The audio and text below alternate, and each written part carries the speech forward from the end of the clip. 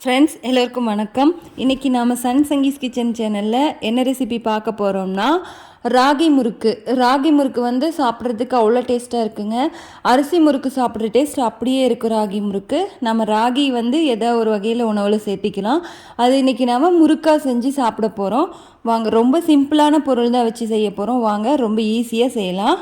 First நம்ம ராகி மாவு, நம்ம மிஷினில் நீங்களே அரைச்ச மாவாக இருந்தாலும் சரி, இல்லை பேக்கெட்டில் வாங்கின பேக்கெட் மாவாக இருந்தாலும் ராகி மாவு 2 கப் எடுத்துக்கோங்க.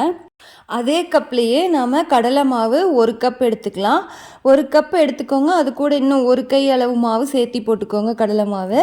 ஏன்னா முறுக்கு அப்போ தான் கொஞ்சம் ஹார்டாக இருக்காது, நல்லா கொஞ்சம் கடிக்கிறதுக்கு நல்லா பதமாக இதமாக இருக்கும். அடுத்து இது கூட நம்ம சேர்த்த வேண்டிய பொருள் என்னென்னா மிளகாய்த்தூள், ஓமம், மிளகாய்த்தூள், தூளுப்பு, 3 பொருள் தாங்க. ரொம்ப ஈஸி. 5 பொருள் இருந்தால் நாம் ராகி முறுக்கு செய்ய போகிறோம். ராகி மாவு, கடலை மாவு, ஓமம், மிளகாய்த்தூள், உப்பு. இப்போ ஓமம் சேர்த்தியாச்சு. மிளகாய்த்தூள் எவ்வளோ காரம் வேணுமோ அவ்வளோ காரம் சேர்த்திக்கலாம். நான் வந்து 4.5 ஸ்பூன், குட்டி ஸ்பூனில் 4.5 ஸ்பூன் சேர்த்திருக்கேன். உப்பு தேவையான அளவு சேர்த்திக்கலாம். இப்போ எல்லாத்தையும் சேர்த்து நல்லா மாவை கலந்து விட்டுக்கலாம். ஃபஸ்ட்டு நாம் தண்ணி சேர்த்தாமல் ஃபஸ்ட்டு நாம் மாவை கரைச்சி கலந்துக்கலாம் கையில். அப்புறமா நாம் தண்ணி சேர்த்திக்கலாம். இப்போ மாவு எந்த கப்பில் எடுத்தோமோ அதே கப்லேயே நாம் 2 கப் தண்ணி விட்டு மாவை நல்லா பிசைஞ்சிக்கலாம். ஃபஸ்ட்டு நான் வந்து 1 கப் தண்ணி மட்டும் விட்டு நல்லா பிசைஞ்சிட்டேன். மறுபடியும் அப்புறம் கொஞ்சம் கொஞ்சமாக தண்ணி சேர்த்தி நல்லா பிசைஞ்சி எடுத்துக்கிட்டேன். நீங்களும் நல்லா பிசைஞ்சி மாவை வந்து கட்டி இல்லாமல் பிசைஞ்சி எடுத்துக்கோங்க. ஏன்னா கடலை மாவு வந்து அங்கங்கே கட்டி கட்டியாக நின்றுடும். அது வந்து நிற்க விடாமல் நல்லா பிசைஞ்சிக்கோங்க.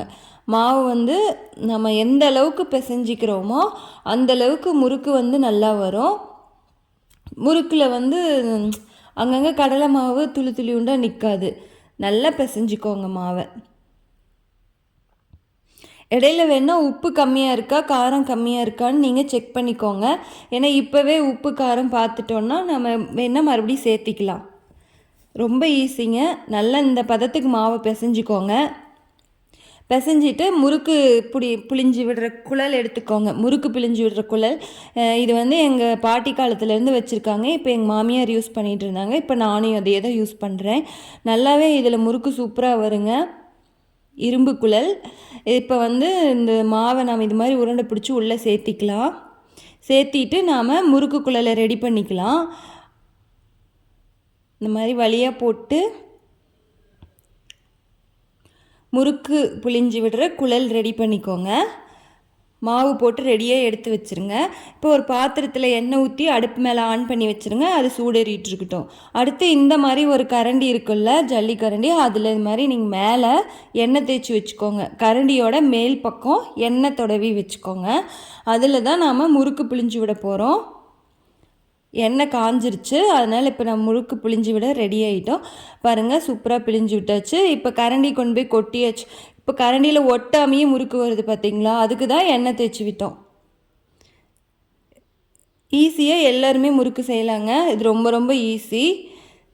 5 பொருள் தான் நாம் சேர்த்திருக்கோம். அரிசி மாவு செய்கிற அதே ஸ்டெப்பில் தான் நாம் ராகி மாவுலேயும் செஞ்சுருக்கோம். அரிசி மாவு வந்து 3 டம்ளர் அரிசி மாவு எடுப்போம். கடலை மாவு வந்து 1.5 கப் சேர்த்திக்கணும். ராகி மாவுக்கு வந்து நாம் 2 கப் வந்து ராகி மாவு எடுத்துட்டோம். கடலை மாவு வந்து 1 கப் சேர்த்திருக்கோம். நீங்கள் வந்து கொஞ்சம் சேர்த்தியே கடலை மாவு கொஞ்சம் சேர்த்தி போட்டுக்கோங்க. ஏன்னா கொஞ்சம் ஹார்டாக இருந்தது முறுக்கு. கொஞ்சம் கடலை மாவு சேர்த்திட்டோன்னா அந்த ஹார்டு இருக்காது, கரெக்டான பதத்தில் இருக்கும். முறுக்கு நல்லா மொறு மொறுன்னு இருக்கும். சாப்பிட்றதுக்கு குழந்தைங்க அவ்வளோ ஆசையாக விரும்பி சாப்பிடுவாங்க. நீங்கள் செஞ்சு பாருங்கள், உங்களுக்கே புரியும். முறுக்கு எல்லாம் போட்டுட்டு நாம் முறுக்கை பெரட்டி முன்னாடி பின்னாடி திருப்பி வேக வைக்கணும். ஒரு ஸ்டிக் இருந்ததுன்னா கூட நீங்கள் முறுக்கை இந்த சைடு திருப்பி விட்டுக்கலாம்.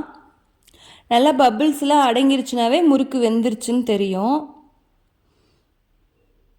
ரொம்ப நேரம் வேக விட்டுறாதீங்க, அப்புறம் கருகின வாசம் வந்துடும். ஏன்னா கலரும் முறுக்கு வந்து கருப்பாக தான் இருக்குது, அதனால் வெந்தது தெரியாது. லைட்டாக பபிள்ஸ் நின்றுச்சுனாவே வெந்துருச்சுன்ட்டு எடுத்துருங்க.